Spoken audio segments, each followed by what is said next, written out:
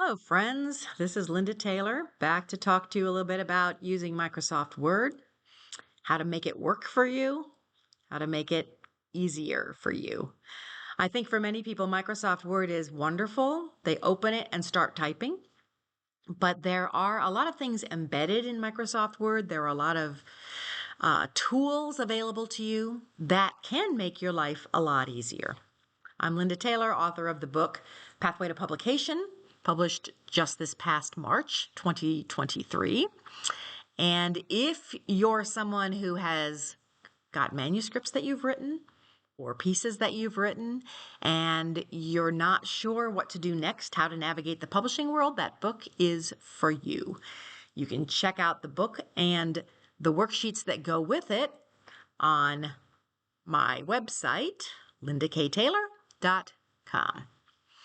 All right, so today what I want to do is help you create a template to work with Microsoft Word so that every time you open Microsoft Word, you are all set with the layout that you need in order to create a document that you can then send to a publisher, magazine publisher, news publisher, book publisher.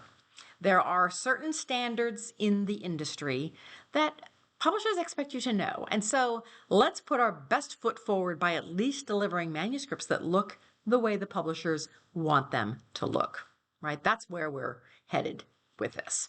Okay.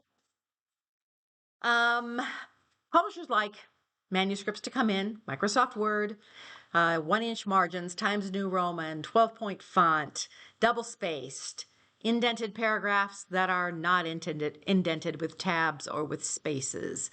And then beyond that, there may be other things that they want. So always, whenever you're going to submit to any kind of publication, always look at their submission guidelines, read them very, very carefully to make sure that you are delivering what you want what they want to receive in the way they want to receive it. Okay. Don't kill your chances right off the bat by having a manuscript that's in the wrong font, single spaced, not delivered the way they want it, right? Let's not do that. Let's at least get ourselves off to a good start. All right. So what I've done right now is I have gone ahead and just opened a document, gone to Microsoft Word and said, File, Open, Blank Document. Okay. And this is what I get. And you guys know this. You've done this a million times. Okay. So, but I want to help you embed, even though it looks blank, there are a lot of things embedded in here that we can adjust so that every time you open this document, it's all set for the things that a publisher is going to want. Okay, so first thing we want to do, obviously, we want to name this, otherwise we'll lose it. So we're going to do a save as and probably just put it somewhere on your PC or whatever, and you might call it hashtag, which I always just put a hashtag in front of documents that I want all the time because the hashtag puts them at the top of my alphabetical list. And so you might just call it hashtag my template. And then that will be saved and you'll have a template ready for you to use. All right, so save it and then make sure that it's where you want it on your computer. Okay, so now let's take a look at a few items. Again, this is just going to take us a few clicks of a few boxes. It's just a matter of finding them and knowing what you're doing. And so that's what I'm going to walk you through real quickly. Okay, so first of all, Microsoft Word generally defaults to 1-inch margins, but let's make sure that they are. So this would be on our layout tab and looking at the margins. Okay, so as you can see, our mine is defaulting to what they call normal, which is 1 inch on each side. Now, if yours is for some reason showing different numbers, just click down here on the custom margins and then fix these numbers, the top, bottom, left, and right, to make sure that they're all 1-inch margins. Okay? All right, done. That part was easy. All right, now what we're going to do, go back to the Home tab and come over here to this Styles pane. Now what happens here is you have the opportunity to drop in headings, to drop in subtitles. There are different tags. Mine will look different than yours because I'm often doing style tagging and I'm creating tags and things. But for our purposes, Microsoft Word calls everything normal. Now I'm going to get into the weeds here for a second, but you don't need to follow me. I have another video on this channel that's about creating style tags and style tagging your document. And that's what we would be getting into here. But all I want to do is show you how Microsoft Word calls everything normal. All right, so I'm going to draft mode. Now, if you open draft mode, you're probably not going to see this pane because you need to set that up. And that's something that I talk about in that other video. But as you can see, every time I do something here, it's tagged normal, which means it's going to look like what normal is called or how the parameters have been built on normal for my document. So I want to make normal do what I want it to do, okay? So in this styles area tab on normal, if you click this little down arrow right here, it brings up a window that you can move around. What's in here are all the various things that are embedded in this document. Again, these are style tags, and if you want to learn more about those, look at another video. I don't want to get into those weeds right now. I want to make sure that since normal is the default, that it does everything I want it to do when I'm writing copy for publication. All right, so what I just did here is I went to this little down arrow that's next to normal, and I want to say that I want to modify it. All right, so here's what I need to do. There are several things here that are not the industry standard. So as I mentioned earlier, we want the font to be Times New Roman. Okay? And we want the size of the font to be 12. Whoops, 12, right? No bold, no italic, no underline, nothing else happening here, all right? And this is how the paragraphs lay out. This is showing flush left, ragged right, meaning everything lines up evenly at the left margin. On the right-hand side, it's not lined up evenly, which is, again, standard. This would be centered. This would be everything lined up on the right, which sometimes that's workable, but not industry standard for our purposes. And then this would be justified, which is both columns being perfectly lined up left and right, kind of like what you often see in printed books, okay?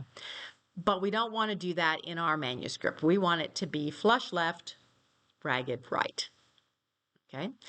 We want the spacing to be double spaced. So this is single, this is 1.5 spacing, and this is double spacing. Make sure that it's double spaced, okay? All right, all those pieces are in place now, defining our normal style. Couple things we want to do more though. We want to fix a couple items when that have to do with the paragraphing, right? So now we're going to drop down to this Format tab, and we're going to take a look at paragraphing, right? Now, it's picked up a couple things from our previous screen. It's alignment left, and it's first line indent, okay? Oops, that wasn't on the previous screen, actually. We're doing that here, all right? So what you want to do, this is showing that the indent, we don't want indents on either side of our margins. All right. But this is our special. So here are 3 choices. The first one, none, means that every paragraph that you do is going to be flush left. All right.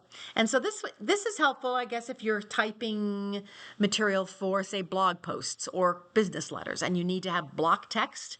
You don't want it indented. So you'd say none in those cases if those are the things you are going to be typing most of the time, and that's where you can fix it. The first line indent is automatically indenting the first line of every paragraph for you. So you return and it automatically indents, and it's going to indent by 1/2 inch. Just as a couple extra bits of information, if you've ever had to work with bibliographies, for instance, or you're creating a bibliography for a paper, and you know how frustrating it is to try to indent those following lines, how it's flush left first line and then all the other lines are indented. Just highlight the whole bibliography and click on hanging. Get to this window and click on hanging, and it will automatically do those overflow lines indented 1/2 inch. Okay, but for our purposes, for our template, we want first line. Right now over here, this is where it's picked up our double spacing that we already set on the previous window. Chances are here, you've got some different numbers. Usually Microsoft Word defaults to saying 8 or 10 point on this after. And so that's why whenever you've been typing papers and there's extra space between paragraphs, that's why. We want to zero these out so that there is not extra space between paragraphs. All right, so now we'll say okay to that.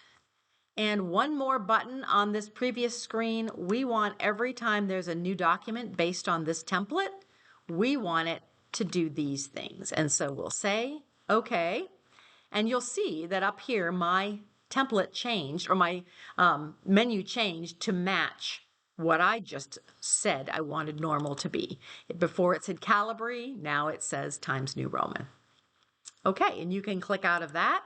So now, every time you open this hashtag my template that you have just saved, which you're going to do, you're going to file save on your computer, you will have a template that is automatically set up to double space, Times New Roman 12, indent paragraphs, flush left, 1-inch margins, everything's set.